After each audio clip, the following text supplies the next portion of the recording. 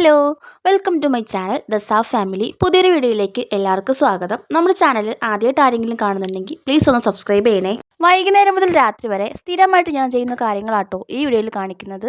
എൻ്റെ കാര്യങ്ങൾ എന്ന് പറയുമ്പോൾ ഈ കുട്ടിപ്പട്ടാളം ഉൾപ്പെടും. വൈകുന്നേരം ആയപ്പോൾ രണ്ടുപേരെയും കുളിപ്പിച്ചു. അതിന് സ്വന്തമായിട്ട് ഡ്രസ്സൊക്കെ ഇട്ടിട്ട് കളിക്കാൻ പോയിട്ടുണ്ട്. അപ്പോൾ ഐസിന് ഡ്രസ്സൊക്കെ ഇട്ട് കൊടുത്തിട്ട് തലയൊക്കെ തോർത്തി കൊടുക്കുകയാണ്.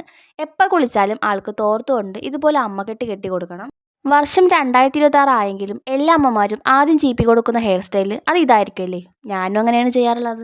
ആളെ ഒരുക്കിയിട്ട് ഒരു സൈഡ് ഇരുത്തിയിട്ട് വേണം കേട്ടോ എനിക്ക് കുളിക്കാനായിട്ട്. കുളി കഴിഞ്ഞ് വന്നപ്പോൾ എനിക്ക് നല്ല പണിയാട്ടോ രണ്ടുപേരും കൊണ്ട് തന്നത്. കളിച്ചിട്ട് പേപ്പറെല്ലാം കൂടെ കീറി ഹാളിലും റൂമിലൊക്കെ ഇട്ടേക്കാണ്. അപ്പോൾ പിന്നെ അതൊന്ന് കൈയോടെ വൃത്തിയാക്കാമെന്ന് വിചാരിച്ചു. ഈ പാവം കണക്ക് കട്ടിലിരിക്കുന്നില്ലേ, ഇതൊരു ഭയങ്കരയാണ് കേട്ടോ. കണ്ടാൽ പാവമാണെന്ന് തോന്നുമെങ്കിലും ആളുടെ കയ്യിലും ഒരു വെടിക്കുള്ള മരുന്നുണ്ട്. ഇത്രയും കുരുത്തക്കരുള്ള കുട്ടിയെ ഈ കുടുംബത്തിൽ നേരത്തെ കണ്ടിട്ടില്ലെന്നാട്ടോ എല്ലാവരും പറയണേ. നിങ്ങളായിട്ടിൽ ഇങ്ങനത്തെ കുട്ടികളുണ്ടെങ്കിൽ ഒന്ന് കമന്റ് ഇടണേ, അതെങ്കിലും ഇങ്ങനെ എനിക്ക് സമാധാനിക്കാമല്ലോ. അപ്പോൾ തുണിമടക്കലും തൂക്കലൊക്കെ കഴിഞ്ഞിട്ട് നമ്മൾ അടുക്കളയിലോട്ട് വന്നിട്ടുണ്ട്. നേരെ അടുക്കള വൃത്തിയാക്കിയിട്ട് നമുക്കൊന്ന് കുക്ക് ചെയ്യാനുണ്ട് വൈകിട്ടത്തേക്ക്. അതുവരെയുള്ള പാത്രങ്ങളൊക്കെ കഴുകി വെച്ച് അവിടെയൊക്കെ തുടച്ച് വൃത്തിയാക്കിയാലേ അടുത്തത് കുക്ക് ചെയ്യാനായിട്ട് എനിക്ക് മനസ്സ് വരുവോളെ. അങ്ങനെ നമ്മുടെ ക്ലീനിങ് ഒക്കെ കഴിഞ്ഞിട്ടുണ്ട്. ഇനി നമുക്ക് കുക്കിങ്ങിലേക്ക് കിടക്കാം. ഫ്രിഡ്ജിൽ കുറച്ച് മലക്കറി ഇരിപ്പുണ്ടായിരുന്നേ, അതെടുക്കാണ്ട് വെച്ചിരുന്നാൽ ഇനി അത് അവിടെ തന്നെ ഇരിക്കും. അപ്പോൾ അതെടുത്ത് സാമ്പാർ വെക്കാമെന്ന് വിചാരിച്ചു. പച്ചക്കറി അരിഞ്ഞ് ഉപ്പും കായപ്പൊടിയും തോരൻ പരിപ്പും പിന്നെ കുറച്ച് മഞ്ഞൾപ്പൊടി ഇട്ട് കുറച്ച് വെള്ളം ഒഴിച്ച് വിസിലേക്കാൻ വെക്കാം. ഒരു 4 വിസിലേക്കുമ്പോഴേക്കും സാമ്പാർ വെന്തോളും. റൂമിൽ സൗണ്ട് ഇട്ട് കയറി ചെന്നയാട്ടോ തെങ്ങി കയറുന്ന പോലെ കയറി ഇറങ്ങുന്നുണ്ട്.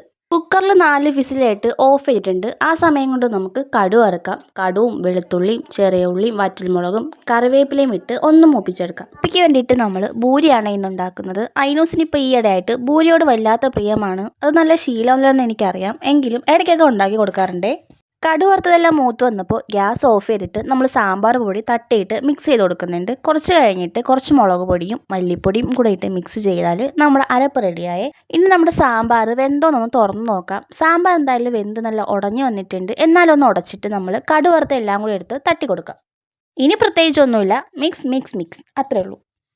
കഴിഞ്ഞു. അങ്ങനെ നമ്മുടെ സാമ്പാർ റെഡി ആയിട്ടുണ്ട്. അപ്പോൾ എല്ലായിടത്തും ഇങ്ങനെയാണോ വെക്കണേന്ന് അറിയില്ല, ഇവിടെ ഇങ്ങനെയാണ് ഞാൻ വെക്കാറുള്ളത്. ആരും മോശമൊന്നും പറഞ്ഞിട്ടില്ല കേട്ടോ. ഇനി നമ്മൾ ബൂരിക്ക് വേണ്ടി എടുക്കുന്നത് നമ്മുടെ സ്വന്തം റേഷൻ കടയിൽ ഗോതമ്പ് പൊടിയാണേ.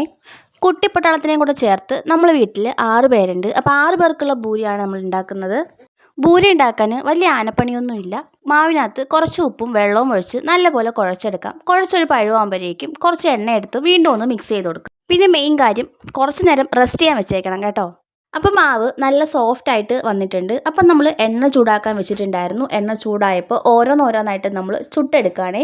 അപ്പോൾ ഇതുപോലുള്ള വീഡിയോസ് എല്ലാവർക്കും ഇഷ്ടമാണെങ്കിൽ ഒന്ന് സബ്സ്ക്രൈബ് ചെയ്യണേ. ഇതുപോലുള്ള വീഡിയോസ് ഇനി ഇടുന്നതായിരിക്കും.